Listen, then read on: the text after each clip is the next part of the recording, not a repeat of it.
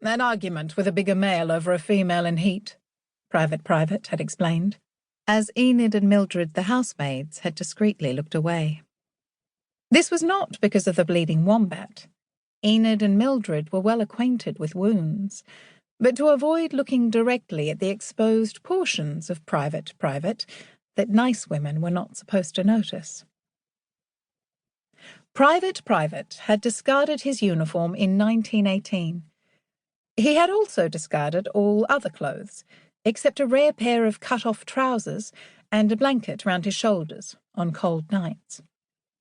Clothes, Private declared, were part of the insanity that culminated in a world at war. Nudity meant no concealed weapons, no armour, no defences. Agnes didn't know if Private had actually been a private in the war, or even if his surname was really Private. His accent suggested officer class. Perhaps he had discarded his rank, too. She did grieve, though, that the only way she could joke about privates was in letters to her sister-in-law, Puddin, far off in Paris. Last night, Private had been dressed in mud, scratches, and the strong odour of wombat. The wombat had adopted him 2 years before, and now spent most of its days sleeping under Private's bed, while Private spent most of his evenings observing the animals in the bush around Wombat Hills. Despite the property's name, this was the first time Agnes had been so close to a wombat, though she had watched them dust-bathing on sunny winter afternoons on the track up to the ridge. The wombat had stayed unmoving while Agnes had stitched the gash, its breathing faint but steady. By then Private had vanished, as the doctor who had sent him to Wombat Hills had explained he was prone to do since his son's head exploded next to him, in a trench at Ypres in 1916. Dawes had placed the animal in an ornate wooden aviary, another legacy of Mrs. Gordon Mulberry, deceased, in Agnes's dressing room with a bowl of water.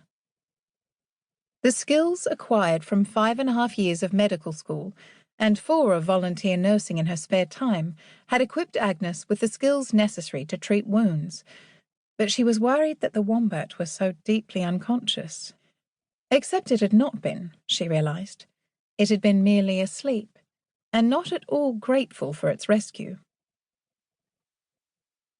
The wombat only wanted my knickers. Men seemed fascinated by women's knickers, but why would they attract a wombat?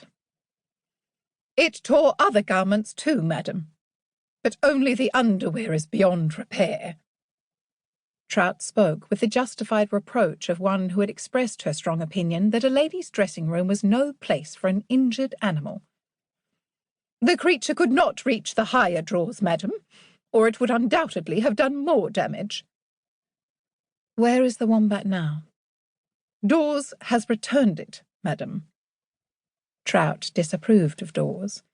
A man with one arm and a jagged scar from chin to forehead was not fit to be a butler in Trout's opinion, even if Dawes had been head footman to the Duke of Cavendish before the war. Trout also disapproved of Private and all the other war-racked newcomers who had come to live on the property in the past 3 years, as well as the wildlife that was allowed free rein on the 4,000 acres of what Trout referred to as the Mulberry Estate, a term that implied neat fields with watercolour green grass and fluffy sheep bathed with Pears soap, not several mountains of bush. The cliffs and crags dappled with determined rock orchids and streaked with eagle droppings. Is all my underwear totally beyond repair? Life at Wombat Hills might be sometimes unconventional, but one could not go without underwear indefinitely. Or rather a private might, but not a Mrs. Mulberry. Trout sighed. I have done my best, madam.